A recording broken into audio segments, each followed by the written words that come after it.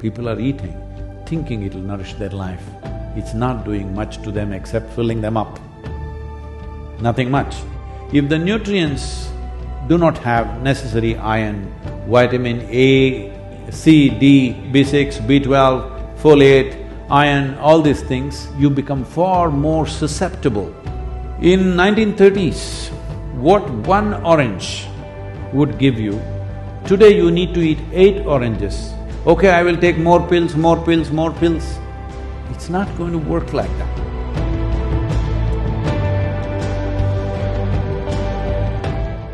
The reason why this pandemic is having the kind of toll that it's having upon us, there are medical issues, I'm not entering that. One fundamental thing is, the soil nutrients are so low. How low is it?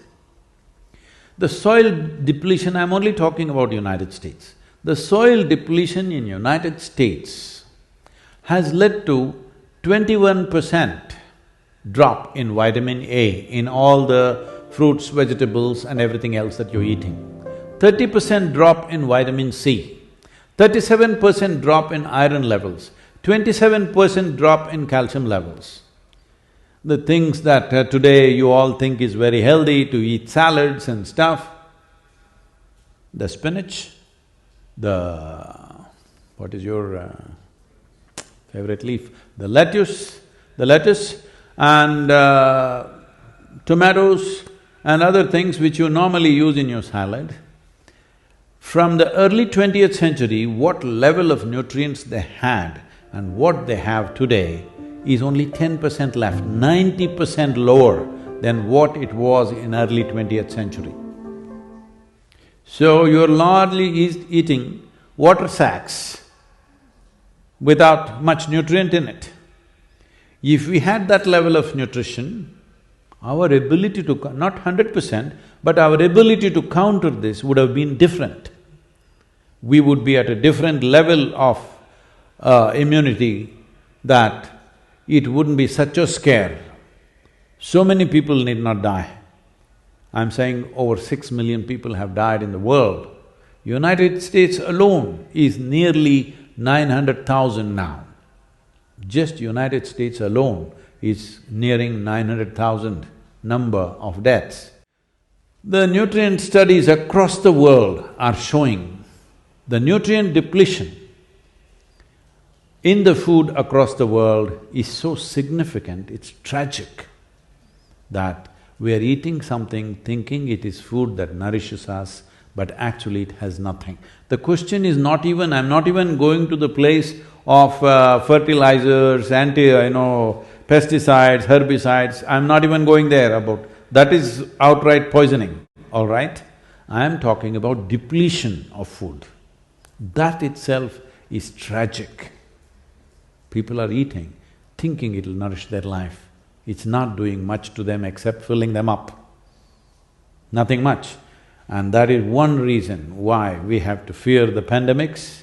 And I've been listening to some of the top virologists in the world, they're all saying that this may not be the end, because the very nature and structure of the corona, the fundamental corona as such, already you have seen 2-3 variants. Now we are talking about Mr. Omicron, he sounds like a guy.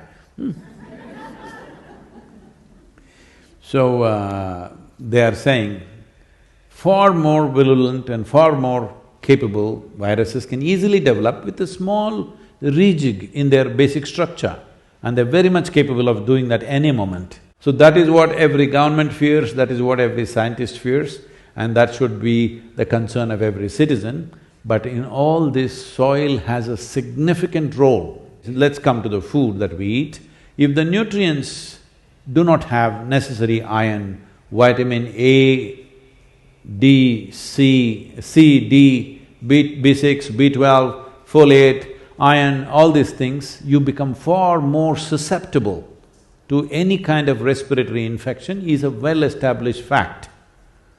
And right now, that is a serious condition because 90% of the Americans are deficient in vitamin E. And that is why highest level of deaths in a given country for the population has happened in this country.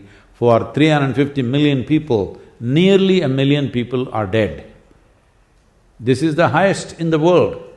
There are countries like India and many other nations far more densely populated. Just the amount of space that you have, you should have been safe. But lack of nutrients and irresponsible behavior has cost us so much. We have to ensure that more people don't go in this direction. So soil is a very important part. 43% deficient in vitamin A. Loss of integrity of skin in the mucous membrane happens when there is not enough vitamin A, and that is one sure way of having serious implications to any respiratory infections that we get. And we must understand this COVID is essentially a respiratory tract infection, and which can go into various kind of complexities later.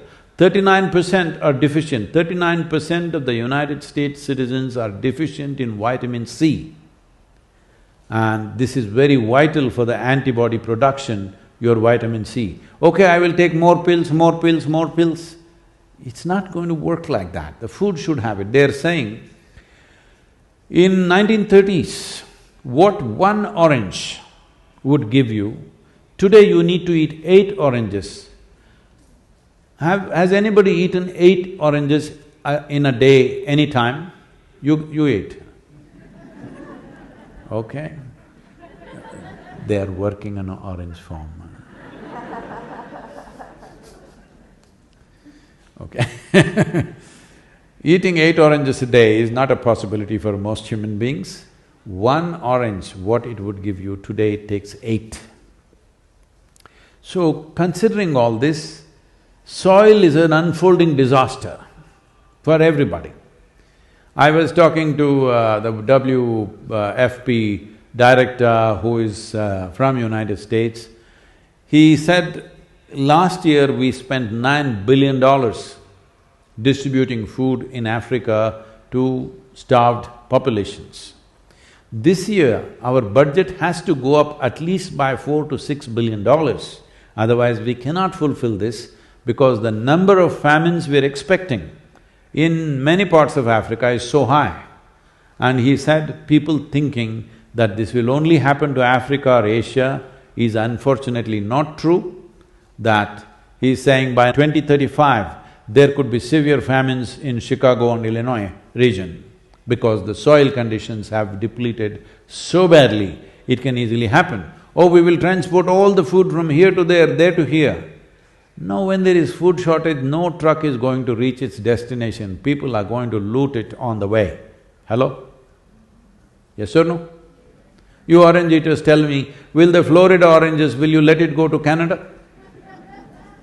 You guys are eating 8 per day. You will stop it on the way. I'm saying the disruption, they are saying by 2045 there could be major civil wars all across the world simply because of soil depletion, and they are saying the only way that if people don't respond, if they don't do the necessary things, the only way is to go seriously into genetic engineered crops, the GMO crops, other things that everybody's become fashionable to talk against, but that will become the only bridge which will see us across for 20-25 years. But after that, when you crash, there is simply no recovery unless you put the soil back. Every year, on an average, there is a loss of 27,000 species of microbes are going extinct per year.